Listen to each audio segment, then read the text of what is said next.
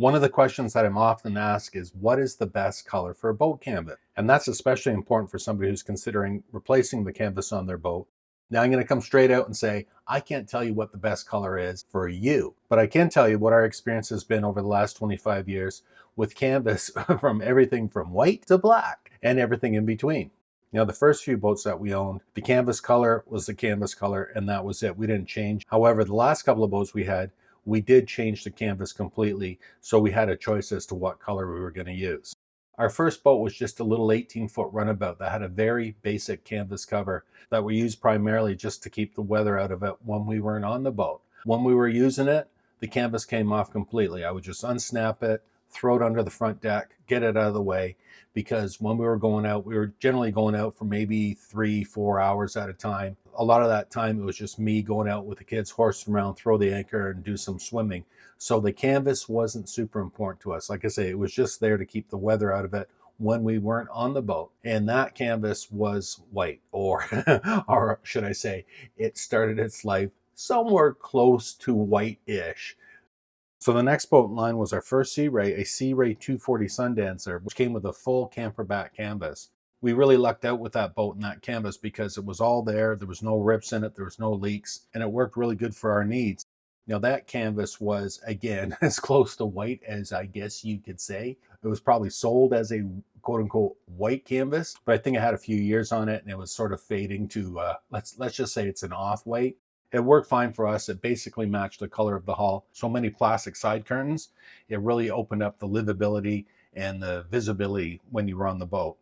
When we were traveling with that boat, or even just going out for the day, we would always take the back canvas down completely, and then the side curtains and the forward windshield, and just left the bimini top up just for some shade from the sun.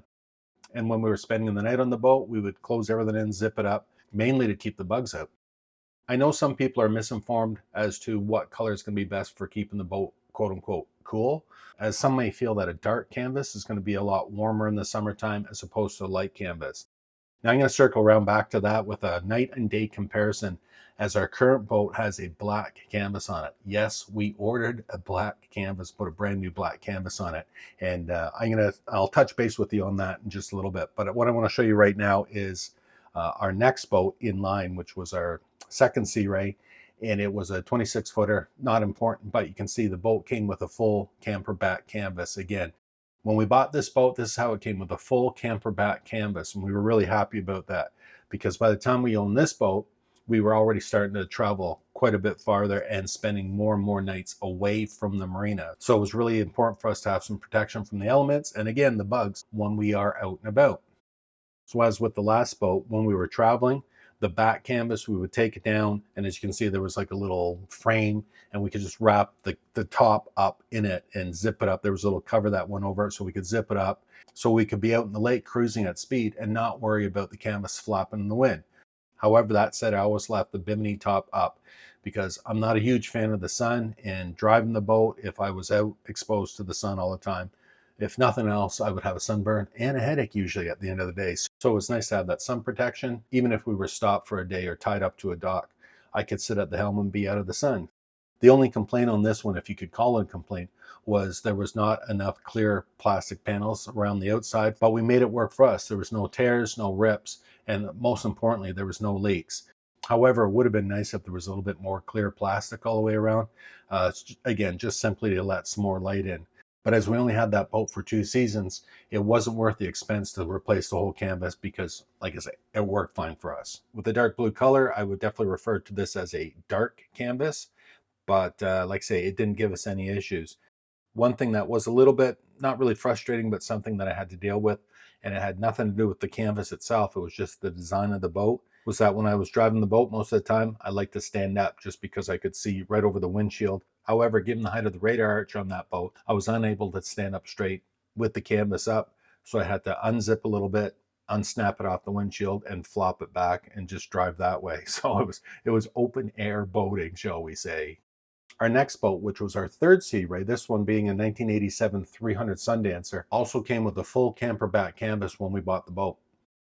And once again, no real complaints about the canvas. It didn't have any leaks, no tears, no rips. It was all there, kept the bugs out, kept the sun out, kept the rain out. However, it just missed the mark a little bit, the same as the last boat, as we probably would have enjoyed a little bit more clear plastics on it. Like I say, again, just to let the light in. But that one worked fine for us. And yes, we did tons of traveling with that boat. We put a lot of miles on it. We traveled here, there, and all over. Now, just a quick side note, if you want to see a lot more on all of these boats, I have a series that I called Our Old Boats, and it will take you through all the boats that we've had, going way back to the early 1970s, and it will give you a lot more insight and all the specs and the details, and show you a lot of show you a lot of the fun and the adventures that we've had on these boats. So I would encourage you to take a look at that and check it out and let me know. And I would love to see a comment from you on one of those videos. As with the prior boat, this boat also had a lower radar arch. So again, as you can see here, if I was driving the boat and standing up, I had to just unsnap the canvas from across the front of the windshield over the helm, unzip it a little bit, and I would just flop it back so I could drive the boat standing up, work on my tan, and actually see where I was going. But again, that wasn't a flaw of the canvas itself. It was just a design of how Sea Ray built the boat. So once again, this is something that you would definitely consider a dark canvas, but you know what? That never impacted us insofar as our comfort was concerned. And there was never a time that we said that, oh man, this canvas is too dark. It makes it too hot in here and we're uncomfortable. So the next Sea Ray in line was our 400 Sundancer, and that one had a really unique canvas. When we initially looked at the listing for this boat when it was for sale online, it did not depict the back canvas, and I'm going to get to that in just a second. Those photos only showed a slant back canvas, which would have been the factory original. So the first time we went to see this boat in person, we were pleasantly surprised to discover that it had this custom cover over the whole cockpit area.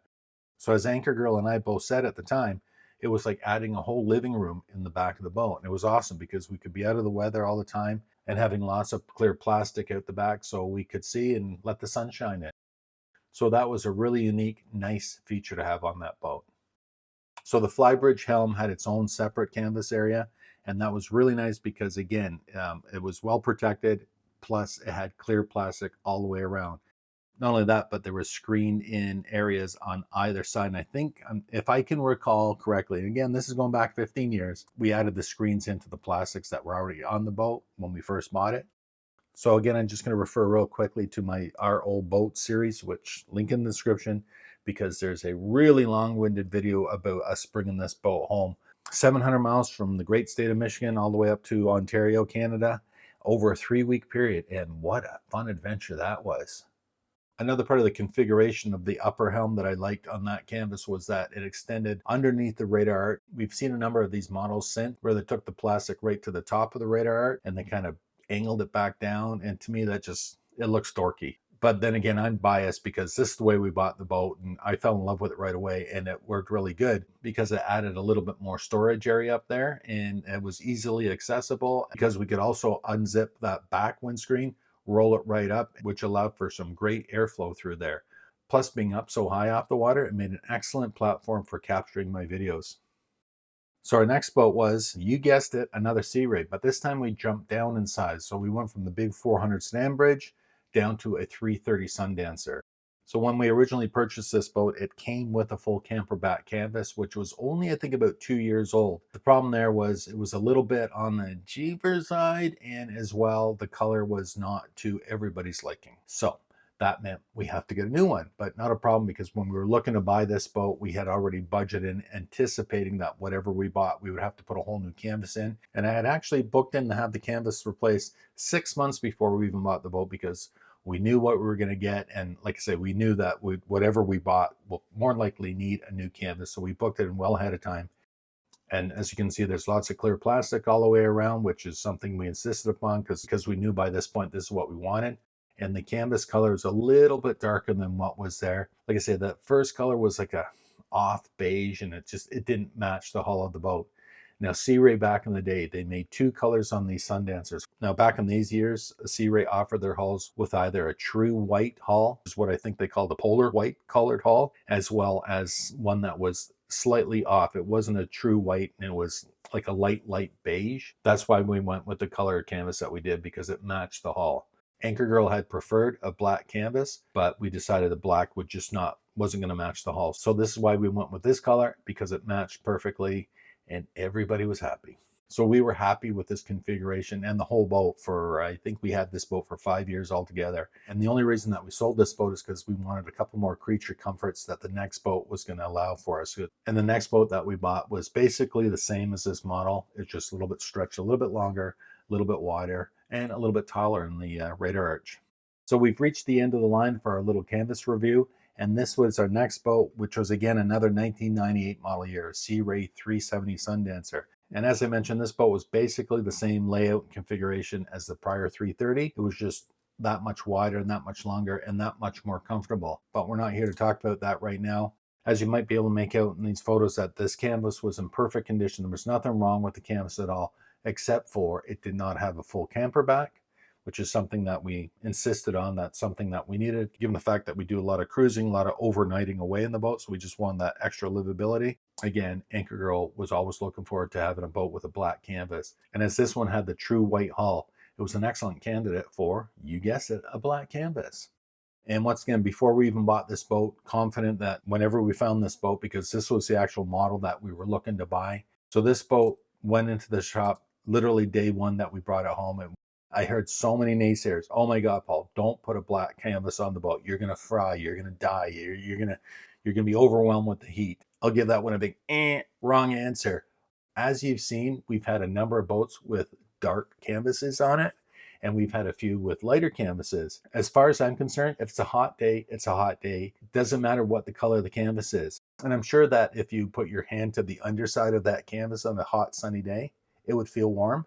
But I'm also going to say if it was a white canvas and it was a hot day, it would be hot. And if I'm hot, I'm hot. And it's been the right choice for us because it looks good and we're really happy with how it looks. Now, one other question that I've received regarding canvas and having a new canvas built and replacement and everything else is the cost. And it's been suggested by some people that a black canvas would be a premium price and a more expensive than any other color.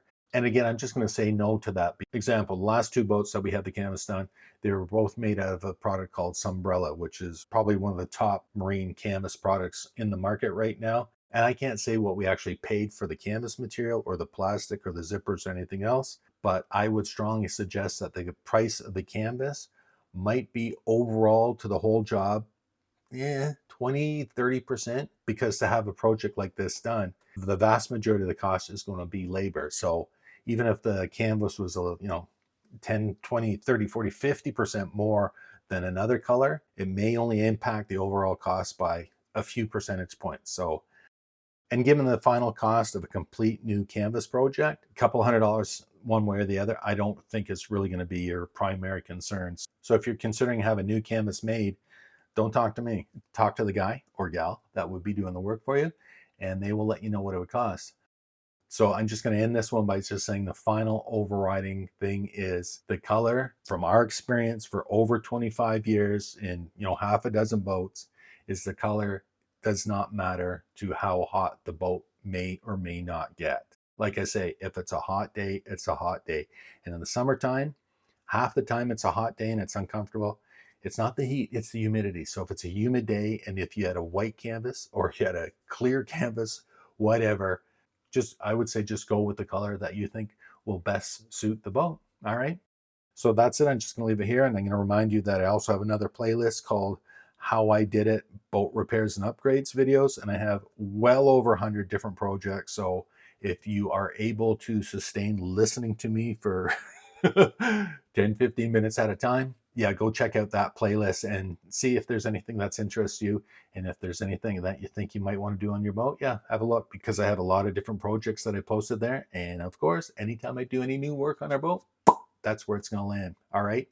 And as always, if you have subscribed already, thank you. Really appreciate the support. And please also don't forget to ring the notification bell so that you are informed as soon as the new content comes out, because new stuff comes out once, twice a week. As quickly as I get these out, they'll get out to you.